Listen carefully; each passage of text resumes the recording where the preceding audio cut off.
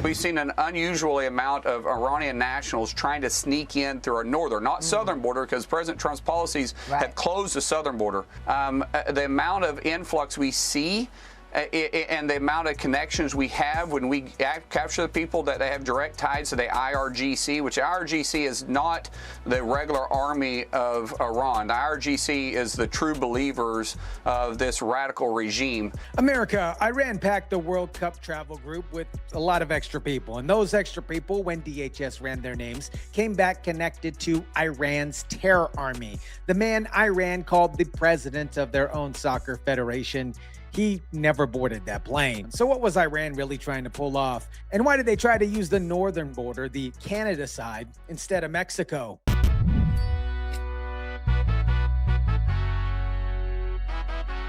The guy trying to get on the plane yesterday had direct ties to RGC, and we didn't allow him to board the plane. What is up, guys? Tyson, DeLaCruz here. Thank you so much for rocking with me. Let me start incredibly simple here. Iran has two armies. One of them is the regular army, soldiers, guns, normal stuff that every country has, and every country has one. The other one is called the IRGC. That is big letters. The simple meaning here, Iran's terror force. They fund attacks on Americans, they ship weapons to our enemies, and they have been labeled as terrorist organizations, not by us, the United States, but by countries in Europe as well. Think of them like this. You know how the mob has a crew, the people who actually do the dirty work here? The IRGC is Iran's version of the mob dirty work crew, but the government provides them with money and real weapons. Now, the World Cup is here, live in action in America right now. We're talking about LA, Dallas, Miami, full of stadiums, fans from 48 countries,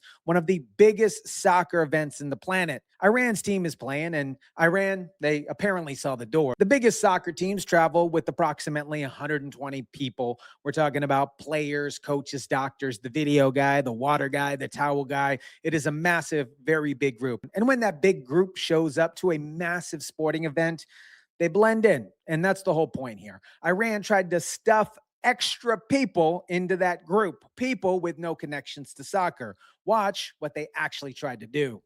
We accepted 53 individuals coming in. The rest of the individuals that Iran had tried to bring in also had direct ties to the RGC and aren't their normal traveling group. So these games that Iran plays is unfortunately makes them an adversary that you can't trust. 53 people got in. The rest got stopped absolutely cold. Every single block named connected to the IRGC, that group that I mentioned a little bit earlier. Nobody packs their terror army into a soccer trip into America by accident. You don't grab the wrong bag and end up traveling with 12 IRGC agents instead of a backup goalie or an extra towel person. That is obviously a plan, a real one, a deliberate one. Now, here's something the news actually really tried to bury incredibly fast, something that's actually really important. Iran's team is not even staying in America. They fly in the day of the game. They play and they fly back to Tijuana, Mexico. That's their base. And that was the deal that DHS set up with them. No hotel rooms here in the United States, no time in the United States in a city, period. They get in, they play, they get out. So ask yourself this particular question. If a team is only here for one day only, why did Iran need, quote unquote, extra people? People with no soccer job or affiliation at all. You don't need extra staff for a one-day trip unless that trip has a second purpose. We're literally checking them as they get on the plane, as they get off the plane, in both places. We have a Customs and Border Protection agents that are there doing biometrics on them, so we know exactly who is coming in the country and leaving. Biometrics, let me explain that really quickly for those of you that don't know. It means a face scan. They basically scan your face. They take your fingerprints. They scan your eyes. It is a machine that knows exactly who you are. Every single person on that plane got scanned name by name, face by face. And somebody sitting in a government office in Tehran looked at all of that and said, we could probably sneak some people through.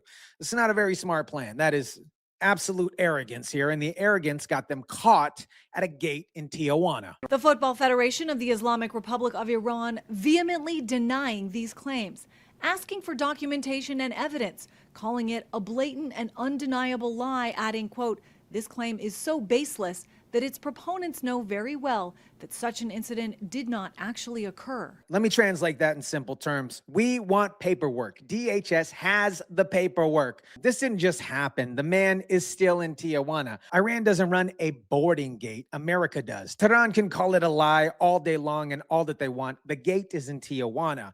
CBP agents run that gate. And the man Iran put in charge of their soccer federation in that job since 2022 never got on the plane. Iran, they called it a lie. An empty seat on a flight tells you the entire story here. Here's the part and the reason why that the mainstream media hasn't connected this and they buried it. And it's probably the most important part. You're probably asking yourself, why the northern border?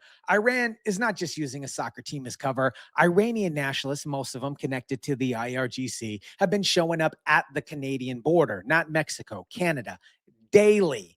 Why the switch? President Trump's policies have closed the southern border. So our northern border, we've seen our arrests go up daily on Iranian nationals, and we have a good partnership with our Canadian partners that have been able to help apprehend them. That, my friends, is your entire answer. Trump locked up the South, so obviously they went north. Is it shocking? No, it's a Tuesday. You block one door, the bad guys find another door to kind of go through. That is how it always worked here. But here's what actually matters and why we're catching them there as well. Border arrests of people with terrorist ties last year, just over 4,000. This year, more than 8,000. That actually doubled. The number 8,000 sounds scary, but here's what it actually means. More arrests means more catches. The net is obviously bigger. Fish are not getting away, and they're actually getting caught. The south door, that door is locked. The soccer door, that door is locked. The Canada door, catching people every single day. Iran is running out of doors, my friends. Let me try to explain how spies think in a simple version here. If you want to sneak something past a security guard, do you try to break a window at 3 a.m. or do you put on a uniform of somebody that's supposed to be there?